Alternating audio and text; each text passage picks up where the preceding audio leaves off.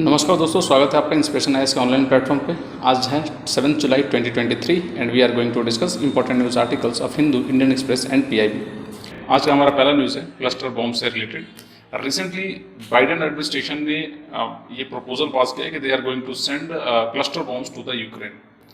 अब ये डिसीजंस काफ़ी यूनिक हैं क्योंकि cluster bomb has been banned by many organisations due to its large scale humanitarian crisis. और क्लस्टर बॉम्ब एक ऐसे बॉम्ब होते हैं जो बहुत ज़्यादा डैमेज करता है compare to any conventional bomb. तो समझते हैं, ये DW का न्यूज़ है कि Ukraine updates US expected to supply cluster bombs to Kyiv. ठीक है, और इसके चलते पूरा लगभग बहुत सारे जो ऑर्गेनाइजेशंस हैं इसके अगेंस्ट हैं। इवन अमेरिका के कुछ अलाइज कंट्रीज भी है जो इस डिसीजन के अगेंस्ट है। समझते हैं थोड़ा। The new US military aid package to include cluster bombs has been approved by the Biden administration. Is set to announce a military aid package worth approximately 800 million that will include cluster ammunitions for the first times. ठीक है, तो ये basically America ने कहा है कि they are going to send this cluster bombs along with the military aid which they are going to give it to the Ukraine. The package is expected to be announced Friday and is likely to draw criticism from allies and humanitarian groups that oppose the use of cluster bombs. तो बहुत सारे ऐसे humanitarian groups हैं जो इस cluster bomb के against हैं, and that's why they are not मतलब in support of this bill or these proposals. Cluster bomb के बारे में अगर समझा जाए तो क्लस्टर बॉम्ब एक तरह का ऐसा बॉम्ब होता है जो एक मदर बॉम्ब होते हैं, जिसे आपको दिख रहा होगा, this is a mother bomb, और इसके अंदर छोटे छोटे क्लस्टर के पैकेज होते हैं। जैसे आपको अगर देखा जाए it is something like this. ये जो है ना, ये लगभग इस तरह के छोटे छोटे बॉम्बलेट्स होते हैं, और ये जब ये एमुनिशंस खुलता है तो ये सारे बॉम्बलेट्स रिलीज होते हैं और ये अलग अलग जगह गिरते हैं और वहां पर अलग अलग ब्लास्ट करते हैं। तो एक बड़े सी एरिया में एक ही बॉम्ब से आप अटैक कर सकते हैं। एंड द कनिस्टर ओपन्स, ये कनिस्टर होता है, कनिस्टर बीच हवा में खुलता है, and up to several hundred submunitions bomblets varying in size from 5 to 20 centimetres depending on use and types. ठीक है, mini bomblet specially for anti tank use have parachutes to stabilise their flight, and large number of bomblets fail to detonate and pose a continued threat on the ground. देखिए, कुछ तो bomblets होते हैं जो इस तरह के पैराशूट से खुलते हैं और वो धीरे धीरे गिरते हैं ताकि वो टैंक्स वगैरह को डिस्ट्रॉय कर सके, प्लस इंसानों को भी डैमेज करते हैं ये। और सबसे बड़ी बात ये होती है कि जो बॉम्बलेट्स जो फटते नहीं है ना, उनको बाद के लिए काफी दिक्कत करते हैं। तो अगर मान लीजिए लड़ाई खत्म भी हो जाए तो उसके बाद भी ये जो बॉम्बलेट्स होते हैं वो बहुत डैमेज करते हैं सिविलियंस को, कॉमन सिविलियंस को। Since cluster ammunition releases their bomblets over a wide area, they pose a higher risk of civilians. तो इसके लिए इसको बहुत सारे ऑर्गेनाइजेशन ने बैन करके रखा हुआ है। Cluster bombs are weapons that open in the air, releasing sub-ammunitions or bomblets that are dispersed over a large area. They can be delivered by plane, artillery and missiles. मतलब plane, artillery और missiles से इसको deliver किया जा सकता है। And according to International Committee of Red Cross, beyond the initial harm caused by the ammunitions upon impact, bomblets have a high rate of failure to explode, up to 40% in some recent conflict, according to the ICRC. And that is why cluster bombs are controversial, with proponents of banning the bomb saying they kill indiscriminately and endangered civilian long after their use. देखिए, war के situation में तो कोई भी समझ सकता है कि चलो ठीक है, वॉर हो रही है तो उसके चलते ह्यूमैनिटेरियन क्राइसिस होती है, बट अगर वॉर खत्म हो जाने के बाद भी ये बॉम्बलेट्स फटते नहीं, और ऑब्वियस सी बात है after the war the civilian used to get damage, वो अनएक्सप्लोर्ड जो बॉम्ब होता है उससे डैमेज होता है बहुत ज्यादा। तो इसके चलते ये बहुत ज्यादा क्रिटिसाइज्ड वेपन्स हैं जो यूज होता है। अब देखिए, इस बॉम्बलेट्स के खिलाफ कुछ ऑर्गेनाइजेशन भी है, जैसे एक कन्वेंशन है ऑन क्लस्टर एमुनिशंस। ठीक है, इस तरह के क्लस्टर एमुनिशंस के लिए कन्वेंशन है। It is a international treaty that prohibits all use, transfer, production and stockpiling of cluster munitions. ठीक है, किसी भी तरह का यूज, ट्रांसफर या प्रोडक्शन या stockpiling of cluster munitions को बैन करता है।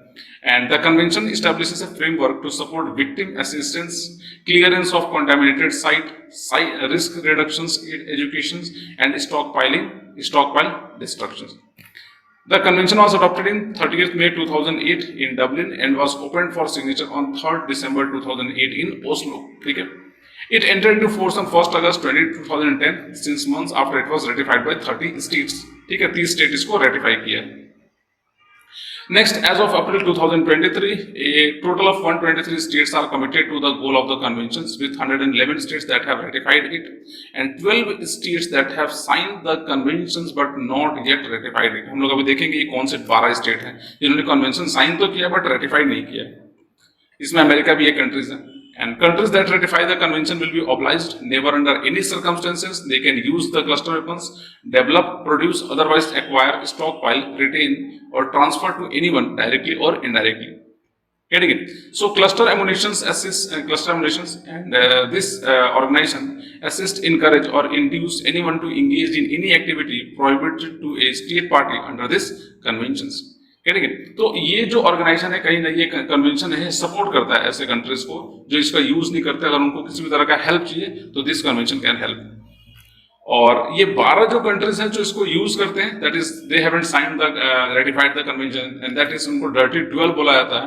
And these are Eritrea, Ethiopia, Georgia, Israel, Libya, Morocco, Russia, Saudi Arabia, Sudan, Syria, Thailand and US. ये सब कुछ कंट्रीज हैं जो इसको अभी भी रेटिफाइड नहीं किए हैं। ठीक है, तो this is regarding the cluster munitions या क्लस्टर बॉम्ब जिसको बोलते हैं। नेक्स्ट अपना अगला न्यूज है रिसेंटली सीपीआर मतलब सेंटर फॉर पॉलिसी रिसर्च को रिसेंटली उनके एफसीआर लाइसेंस को कैंसिल कर दिया गया है। एंड नॉट ओनली दिस, उनको एक जो टैक्स एग्जेम्पशन था उसको भी उन्होंने गवर्नमेंट ने हटा दिया है। ऐसा क्यों हुआ थोड़ा समझते हैं। देखिए आमतौर पे CPR centre for policy research is one of the countries leading public policy think tank. ये एक तरह का पब्लिक पॉलिसी थिंक टैंक है। आप समझ सकते हैं कि पब्लिक पॉलिसी इम्प्लीमेंटेशन और उससे रिलेटेड जो चीजें होती है उसके ये रिसर्च करते हैं। And they work with several state government and central ministries. But recently उनको टैक्स डिपार्टमेंट ने उनका जो टैक्स का एग्जेम्पशंस का स्टेटस जो था उसको छोड़ दिया, हटा दिया है। लगभग जो 5 साल से चल रहा, 10 साल से, लगभग जो 50 साल से चल रहा था वो एग्जेम्पशन का स्टेटस था वो हटा दिया। क्यों गवर्नमेंट बोलती है या जो टैक्स डिपार्टमेंट बोल रहा है कि due to alleged carrying out of activities not in accordance with the objects and conditions under which it was registered. मतलब जिस कंडीशंस को लेकर इनको रजिस्टर्ड किया गया था टैक्स एग्जेम्पशन में वो ये वायलेट कर रहे हैं। And due to this the tax department has revoked their exemption status. समझते हैं थोड़ा। These activities listed by the IT authorities. IT authorities ने कुछ ऐसे एक्टिविटीज लिस्ट किए हैं या उनको कैंसिलेशन ऑर्डर में उन्होंने मेंशन भी किया है कि आपकी जो कैंसिल किया जा रहा है या रिवोक किया जा रहा है ये किस लिए किया जा रहा है। तो सबसे पहला है it includes the involvement in the Hasdeo movement. It includes involvement in the Hasdev movement against coal mining in the Chhattisgarh forest and received to the tune of rupees 10.19 crore, लगभग 10.19 करोड़ उनको फंड मिला है for its Namathi environmental justice program, which were allegedly most used to file litigations and complaints rather than do research।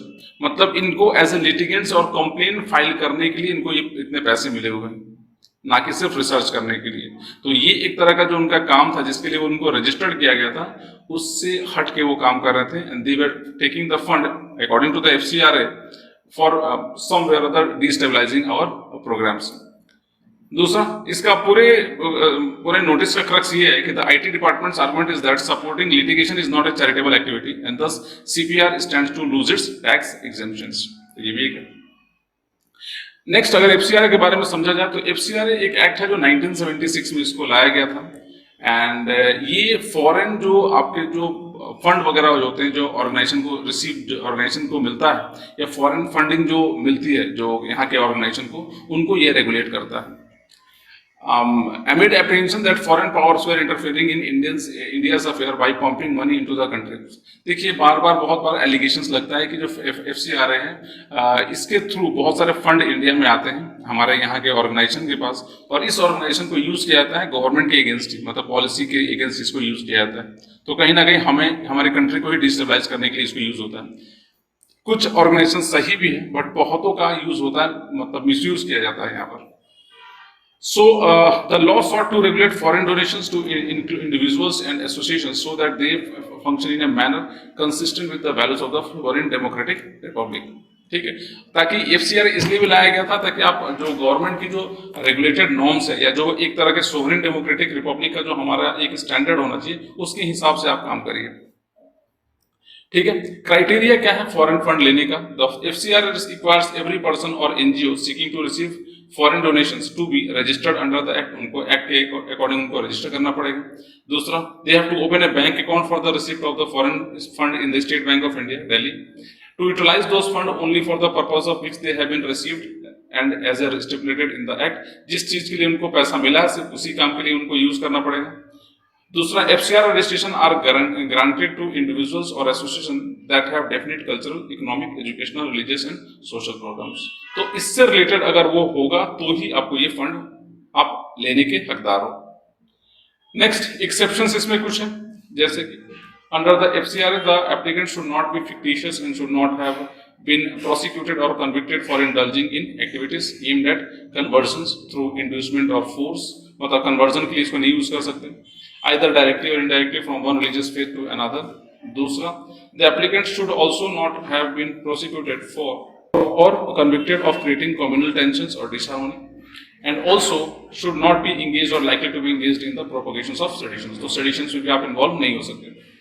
The Act prohibits the receipt of foreign fund by candidates for elections, journalists or newspaper and media broadcast, companies, judges and government servants, members of legislature and political parties or their office bearers in the organization of a political nature। तो इन सब organizations को या इन सब persons को नहीं ये fund ले सकते।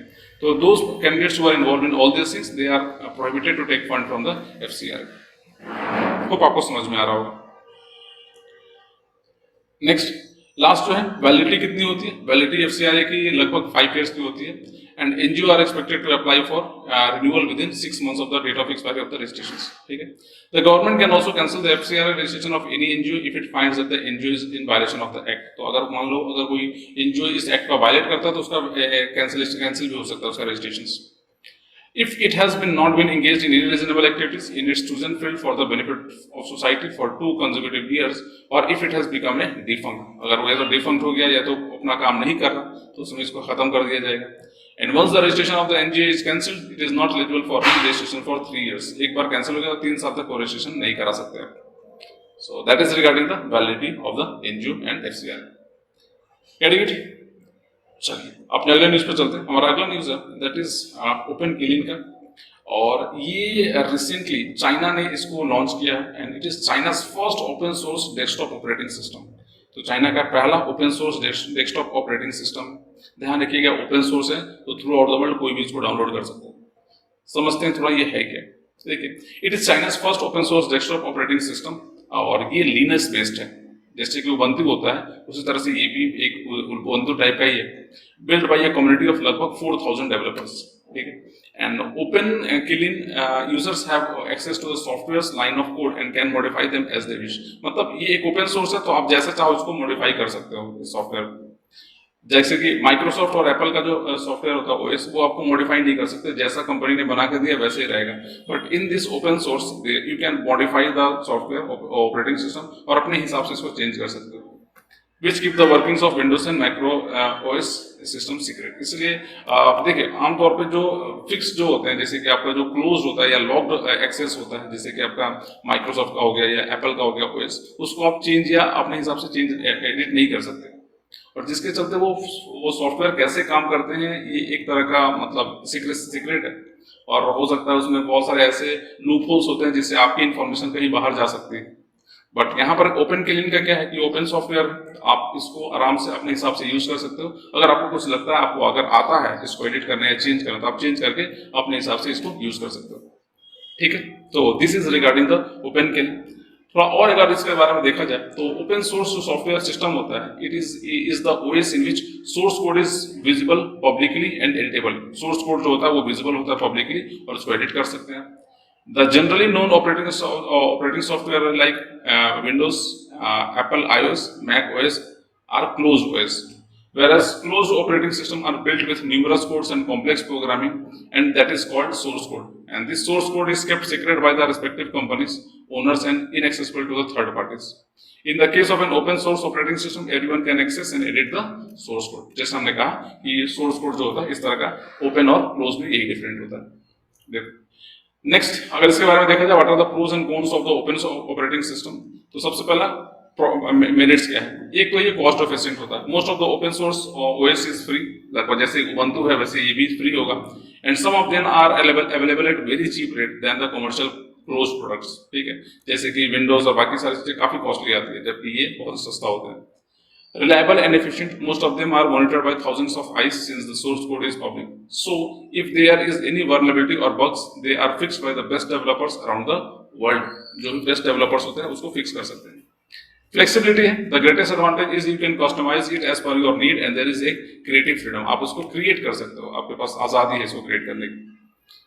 However, what are the risk? Risk बहुत सारे हैं, जैसे कि एक तो रिस्क ये है कि though the bugs are identified there is a risk of attack as a source code is available to the attackers, ठीक है।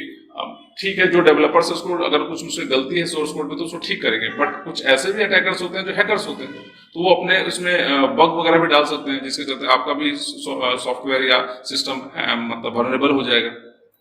कॉम्प्लिकेटेड होता है, it is not user friendly as the closed ones, you need to have the minimum technical knowledge to use this software, आपको थोड़ा बहुत technical knowledge चाहिए इसको use करने के लिए।